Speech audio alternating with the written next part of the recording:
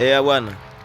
Leo nataka uwaelezee watu kutokea taa ya parking na taa ya brake.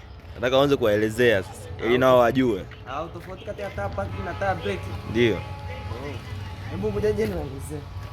Unaona kwanza hapa mfano wa hii taa yetu hapa. Hapa kuna indicator, kuna reverse, kuna parking na kuna brake. Nitaanza kuelezea moja moja. Hii taa reverse ni hii hapa. Hii ndo taa, hii ni taa na indicator hii hapa. Alafu hii nyeupe ndio taa ya reverse siku zote. Alafu hapo ukiangalia cover ni moja ile nyekundu. Lakini hapa kuna taa parking na taa brake. Cha kwanza utajua ni taa parking na taa brake.